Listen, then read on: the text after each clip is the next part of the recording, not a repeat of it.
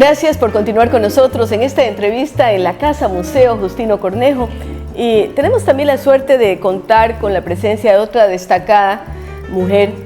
Se trata de una investigadora que trabaja en el ámbito de la historia, la licenciada Rosa Lalama Campoverde. Con ella hablamos hace algún tiempo sobre su libro Ancestros e Identidad, pero queremos hacerlo ahora desde esa visión de historiadora, de estudiosa de la historia, en relación a lo que tiene que ver con la importancia del estudio de la historia. Así es que bienvenida, Rosita, a este programa. Y empecemos por allí. ¿Cómo usted valora los estudios históricos y cómo debe ser esa relación entre estudiantes de las escuelas y los colegios, que ahora se llama educación inicial, básica, bachillerato, qué sé yo? ¿Cómo debe ser esa relación con la historia? Porque ha habido críticas y quejas de que la historia está un poco ladeada, de que se la deja de lado. Y por otro lado, cuando los estudiantes van a buscar la cátedra en la universidad, son muy pocas las universidades que ofrecen estudios de historia y a veces no hay alumnos suficientes, entonces las clases no se abren. Bienvenida. Bueno, muchas gracias por su invitación, encantada de responder. He sido profesora por más de 42 años a nivel secundario y a nivel de la universidad, y eso me ha permitido ir formándome un criterio a más de saliendo de los ámbitos escolares. Igualmente lo podemos percibir que hay como una desvalorización de la historia, no se le da la categoría que tiene en el ámbito social, ha perdido su rol. ¿Esto se debe a qué? ¿A la inmediatez del mundo en que vivimos, a la velocidad? A todo eso, más a que hay en el imaginario ecuatoriano la idea de que la historia es pasado, se dice, ¿no?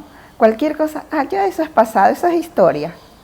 De ahí comienza la confusión, porque la historia es aquello que se está haciendo todos los días, que lo hacen todas las personas en el momento en que se entregan a su trabajo, en el campo en que se desarrollen, se entregan con responsabilidad a realizar esa tarea, con lo cual estamos diciendo que historia la hace el campesino en el campo, la hace el artista en el taller, la hace el investigador, el científico, todo aquel que está trabajando y que está aportando para que, en el caso de Ecuador, este país siga adelante.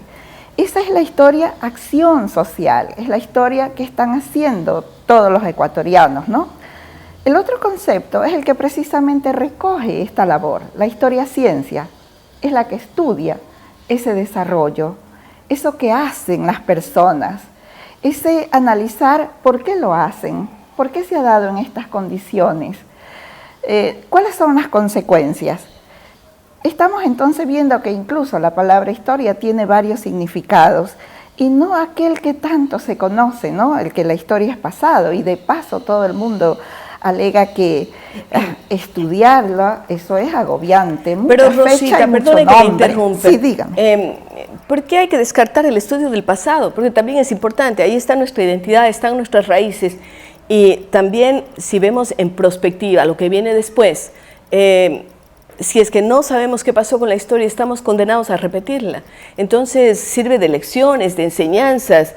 Nosotros estamos viendo ahora un cierto retorno a temas que ya se los había dejado de lado, como guerras de religiones, ¿no? Que nos angustian, porque se están dando, en este momento está muriendo gente por esos temas. Las mujeres están siendo avasalladas. Yo digo, tal vez esos pueblos no bebieron de las fuentes de la historia y no recuerdan, y por lo tanto vuelven a repetir los errores de épocas oscuras. Por supuesto, si lo que estamos diciendo precisamente cuando se dice que la historia es pasado sin comprender lo que están diciendo, es futuro lo también, que estamos ¿no? expresando es que ese pasado está en el presente donde cada generación tiene que actuar, tiene que decidir, tiene que realizar un trabajo a favor de la comunidad.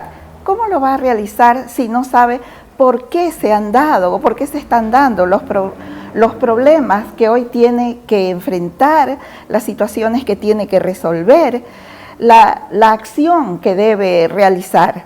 Eso se lo enseña la historia.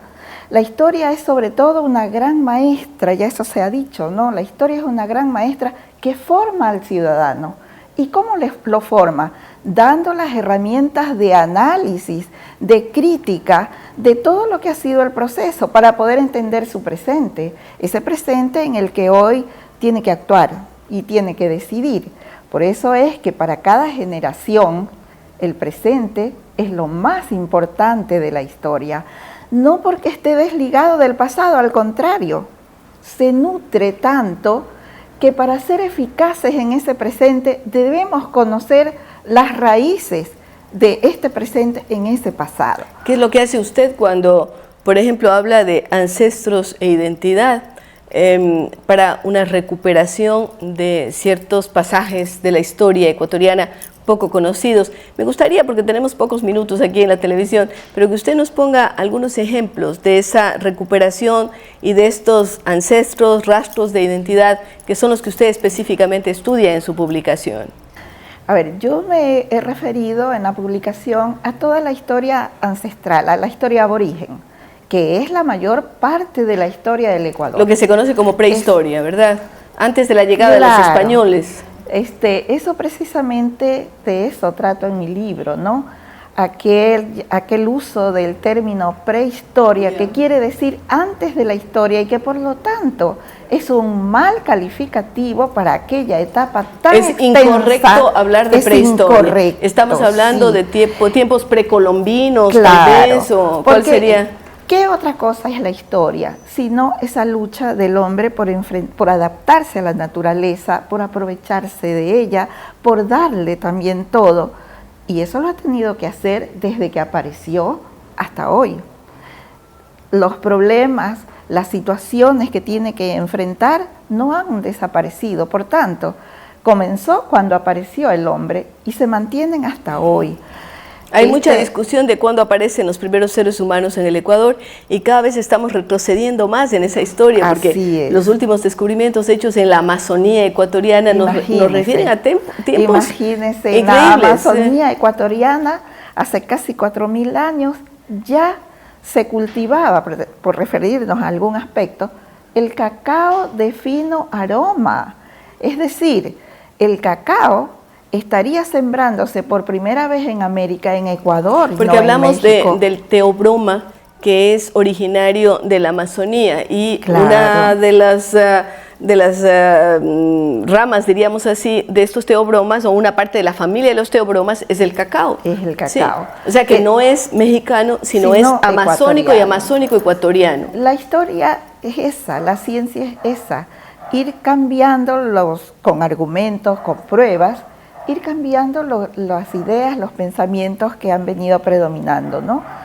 Si ha hecho este descubrimiento, pues hoy sabemos que el cacao fino de aroma es ecuatoriano. Pero además de eso, esa cultura, la Mayo Chinchipe, es una cultura avanzadísima en cuanto a la tecnología de la piedra, en cuanto a la urbe que más importante que se ha estudiado de esos territorios, que es Santana se me fue el nombre. Sí, y tenemos también aquí en la costa ecuatoriana la Valdivia, parte de la Huancavilca, en fin, todas estas culturas que tienen que ser reestudiadas. Así es una evidencia de cómo hace tantísimo tiempo antes de Cristo, 3500 antes de Cristo, las comunicaciones entre el oriente y la costa se hacían con mucha intensidad, ¿no? ¿Por qué? Porque, por ejemplo, se ha encontrado en el oriente una vasija, una botella, donde es prácticamente evidencia un rostro humano, ¿no? Y de paso es bifronte. De un lado, ese rostro está muy serio, del otro lado está sonreído, pero está en una concha espóndilo, ¿no? Lo cual evidencia una relación, una conexión, claro, un comercio muy intenso, ¿no? La cordillera de los Andes no fue entonces un obstáculo para que se desarrolle el comercio, la comunicación, el préstamo de elementos culturales. Ahora el intercambio de todo, comercio, los conocimientos, claro, etcétera, ¿no? Claro, vean ustedes, queridos amigos, cuán interesante es la historia. Nos enteramos de cosas que ni habíamos sospechado. La importancia de las civilizaciones que existieron en el Ecuador, considerado por algunos como los griegos de América, los antiguos valdivianos, por el papel importante que cumple esta cultura para el comercio, para las relaciones, para el intercambio. Así es que, miren ustedes, les hemos dado apenas un abreboca, como quien dice, un espacio pequeñito de lo que significa cultura e identidad, y queremos agradecerle a Rosa Lalama Campo Verde, quien nos ha hablado sobre estos temas. Regresamos con ustedes para continuar en este conversatorio.